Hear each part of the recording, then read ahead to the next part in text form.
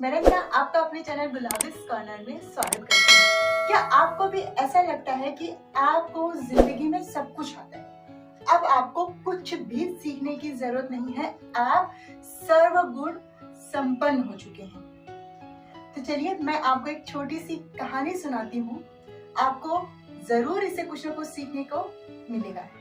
एक राज्य होता है बहुत ही बड़ा और वहाँ का राजा जो होता है बहुत ही अच्छा होता है, बहुत ही ताकतवर होता है और अपनी प्रजा को प्यार करने वाला होता है।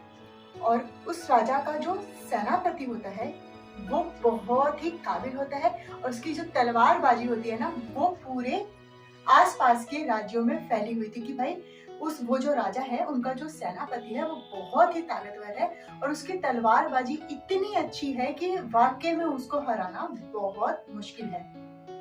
इसलिए वो राजा इतना ताकतवर था और वो राज्य जो है समृद्ध था।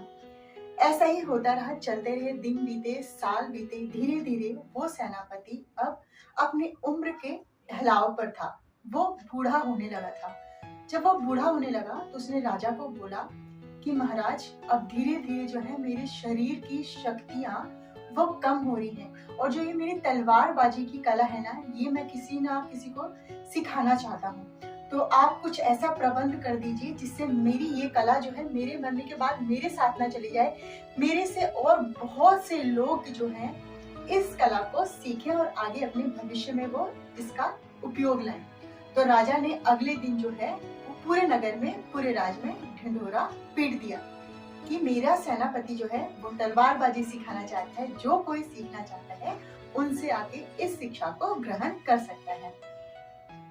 अगले 7 दिनों में उस सेनापति के पास बहुत सारे जो है शिष्य आ गए। वो सेनापति अब सिर्फ सेनापति ना है, एक गुरु भी बन गया। धीरे धीरे काफी लोग उससे जो है शिक्षा ग्रहण करते, बहुत अच्छे शिष्य मिले उन गुरुजी को, उन सेनापति को। तो उनको भी अच्छा लगा कि ठीक है, मेरे जाने के बाद मेरी ये जो कला है ना तलवारबाजी वाली, वो खत्म नहीं होगी, समाप्त नहीं होगी, काफी लोगों में वो मिलेगी और लोग उसका इस्तेमाल करेंगे। आपको पता है, जब टीचर हमें पढ़ाता है आज के टाइम में तो स्टूडेंट को लगता है, या हमारे टाइम में हमको भी लगा होगा कि यार ये टीचर ये पढ़ा रहा है, इससे अच्छा तो मैं ही कर लेता, इसका तरीका थोड़ा सा अलग है, मेरा तरीका तो इससे भी आसान है, इससे भी अच्छा है, जल्दी समझ में आएगा लोगों को। इसी तरीके से वो सेनापति जो अब गुरु बन चुका था, उनके काफी शिष्यों ने शिक्षा ग्रहण करी और वो चले गए। लेकिन उसमें से एक जो शिष्य था उन सेनापति का, उसको लग रहा था कि मैं इनसे बहुत अच्छी तलवारबाजी करता हूँ और मैं इनसे अच्छा सिखा सकता हूँ और लड़ाई के मैदान में मैं इनसे कहीं ज्यादा जो है अच्छी तलवारबाजी के द्वारा अपने शत्रुओं पर विजय प्राप्त कर सकता हूँ। धीरे धीरे उसको अपने अंदर जो है घमंड आने लगा, जो कि उसे नहीं आना चाहिए था।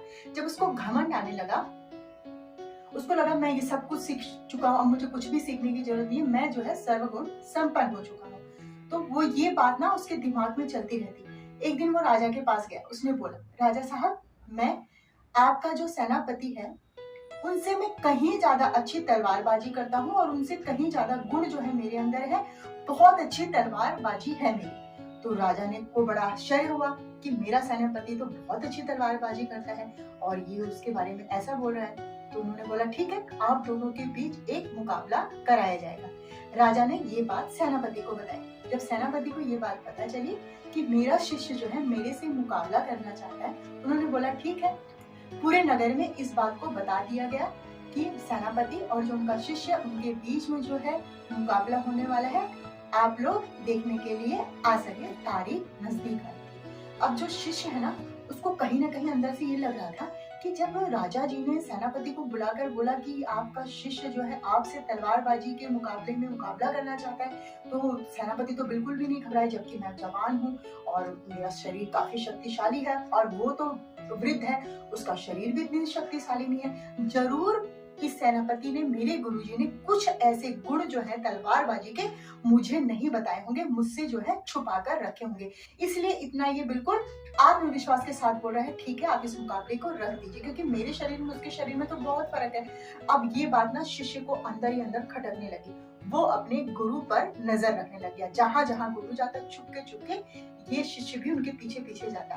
तो सेनापति एक लोहार की दुकान पे गए और उनसे बोला, आप मेरे लिए 15 फीट लंबी तलवार को रखने वाली म्यान बना दीजिए।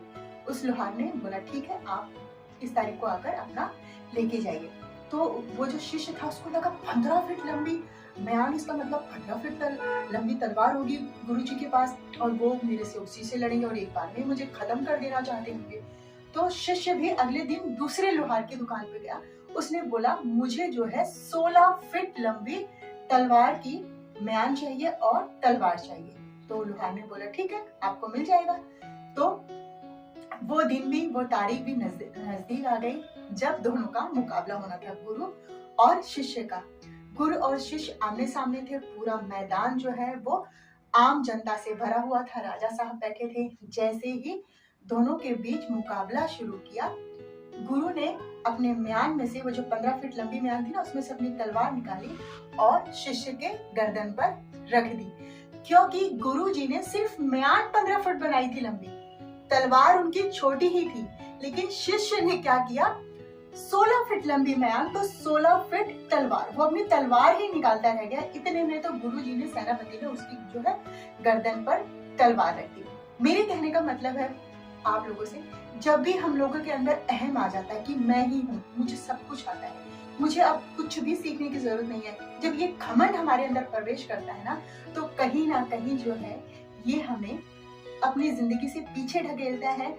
और जिंदगी इसी का नाम है कि हम हर रोज कुछ नया सीखें। सिर्फ मैं कर सकता हूँ ये नहीं, हाँ, मैं भी कर सकता हूँ। आप ये जब ऐसी सोच रखेंगे ना, तो आप हर एक काम कर सकते हैं। और आपके अंदर का जो ये घमंड है ना, कभी भी इसको अपने ऊपर हावी मत होने देना, कभी भी इसको अपने ऊपर जो है, इसका जो है चोला मत पहनना घमंड का। तो हर दिन कुछ नया सीखना चाहिए, कुछ नया करना चाहिए। सर्वगुण संपन्न कोई नहीं होता, हर किसी के अंदर कुछ ना कुछ कमियां होती है, और उस कमियों को दूर करके ही हम एक अच्छे इंसान, एक अच्छे नागरिक बन सकते हैं। हमेशा की तरह कर दिखाइए कुछ ऐसा लोग करना चाहें आपके जैसा। तो इसी के साथ इस वीडियो को मैं यही समाप्त करती हूँ। अगर आपको पसंद आई हो तो प्लीज लाइक, शेयर, कमेंट और मेरे चैनल को सब्सक्राइब करना ना भूलें। इसी के साथ मिलते हैं नेक्स्ट वीडियो में। Bye friend.